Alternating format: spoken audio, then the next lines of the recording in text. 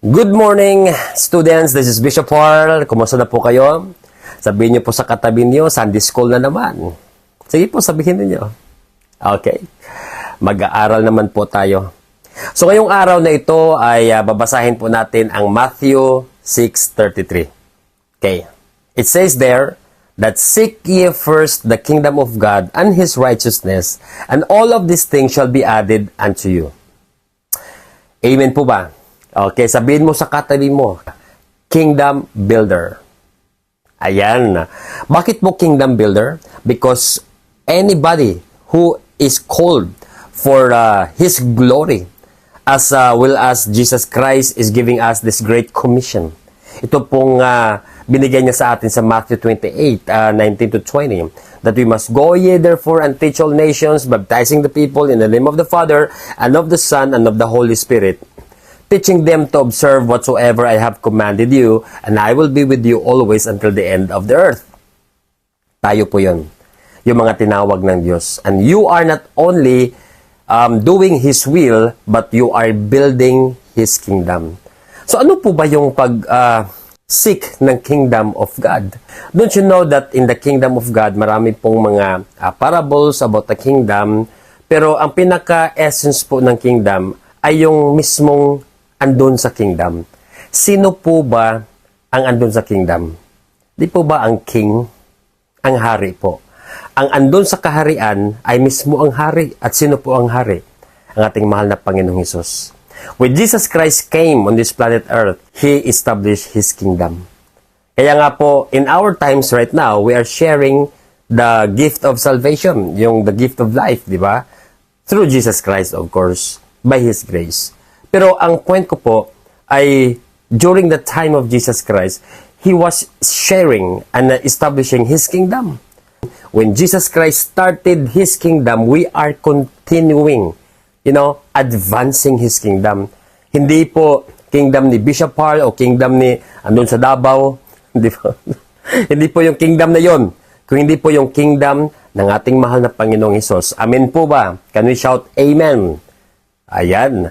Kasi po kailangan nating maiintindihan na itong kaharian na ito ay hindi po kahit ninuman kung hindi sa ating mahal na Panginoong Hesus. And how to seek His kingdom? Unahin po natin ang kaharian ng Diyos by our lifestyle. Number 1 po yan, lifestyle.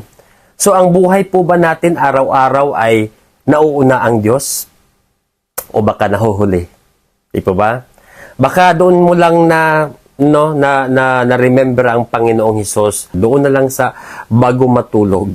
Ha? Pagising ba ng umaga, pagdilat ng iyong mga mata ay Diyos ba ang nauuna? O baka yung cellphone mo ngayon na yan, di ba? Baka nag-chat na yung crush ko, di ba? Baka nag-chat na siya. Hinihintay ko pa naman. Hanggang sa pagtulog ko, iniisip ko pa siya. Ano ba yan? Unahin po natin ang kaharian ng Diyos and God will give the desire of your heart. Amen po ba mga in love? Ngayon, pag-aaralan po natin itong seeking the kingdom of God. And remember that again, we are kingdom builders. We are those people who are continuing advancing the kingdom of Jesus Christ.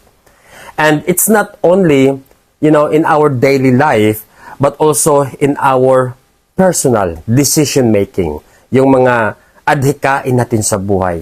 Natawag na iba, yung ideology, yung philosophy of your life. Ano po ba ang pagtingin mo sa buhay? Ano po ba ang nanais mong mangyari sa buhay mo? So, nauuna ba ang ating mahal na Panginoong Hesus? Yung kaharian po ba niya?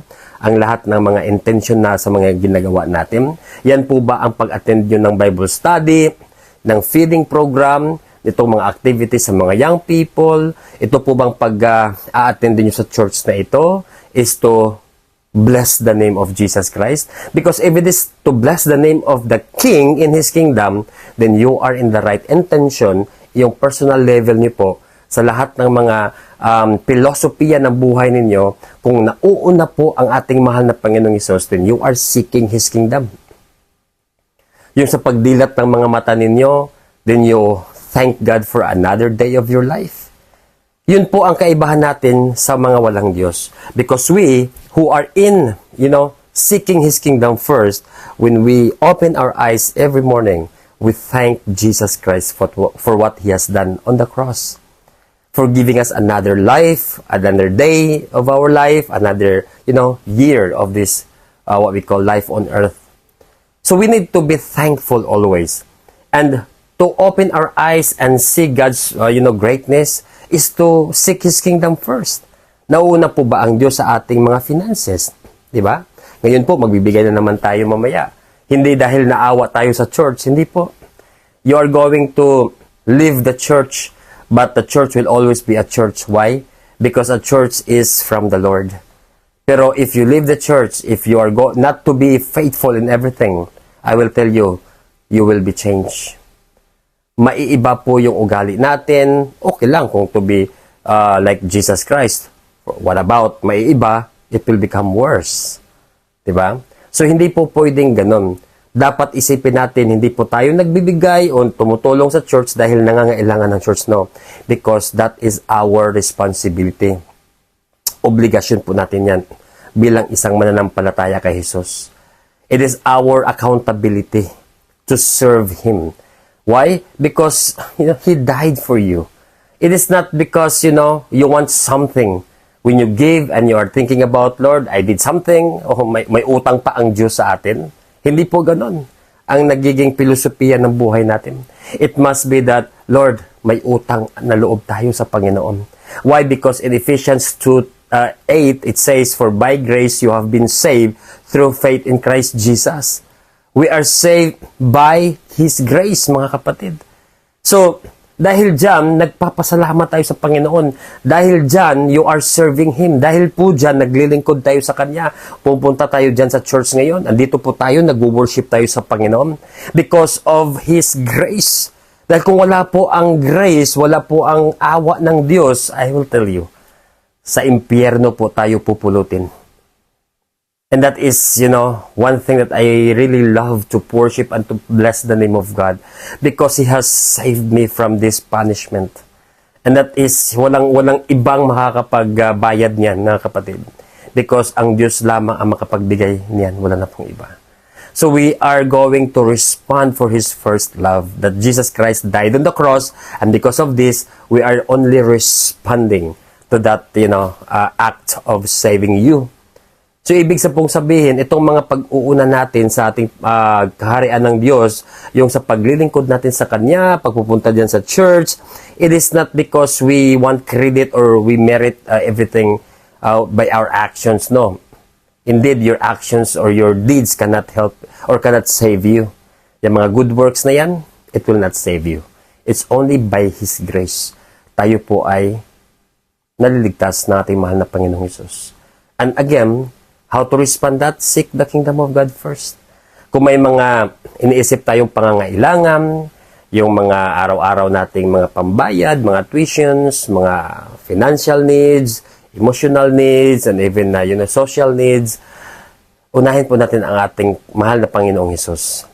Seek the kingdom of God first. And in the kingdom of God is the King. Unahin po natin ang hari. And I will tell you, He promised you that all these things that we desire, according to His purpose, is going to give it to you. For free po yun, di ba? So, tayong lahat po ay dapat magpasalamat sa ating mahal na Panginoong Hesus.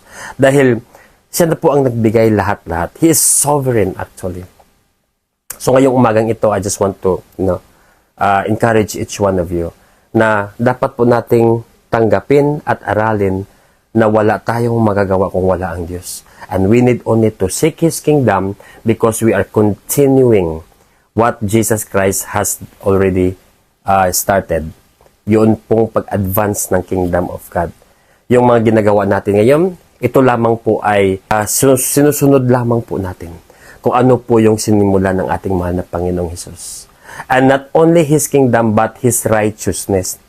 At yung righteousness na yan po, it is in a way that we are going to revere God and, do things according to His purpose because that is righteousness. We are clothing His righteousness. It is not your own righteousness, but His righteousness. Ano po yung righteousness ng ating mahal na Panginoong Hesus? Right po siya sa mga mata ng Ama. Ibig sabihin po, yung lahat ng ginagawa niya ay tama. He is right in the sight of the Father. Unahin natin ang paggawa sa mga bagay na kagustuhan ng ating mahal na Panginoong Hesus. Amen po ba? So basic lang po ngayong araw na ito, just a 10 minutes Sunday school, every Sunday po ito. And what we have learned today, that you are a kingdom builder. You are continuing what Jesus Christ has started. And then we are going to finish this one because He is with you. Because He will always guide you what to do. By the power and the anointing of the Holy Spirit that will give us a direction, that will reveal to us what to do next. He is the only one that could give us those things that we need. Another Sunday that we learned from the Bible and we learned from the Holy Spirit. Salamat po sa pakikinig and double shalom forever, my eternal family. Till next Sunday, see you. Bye-bye.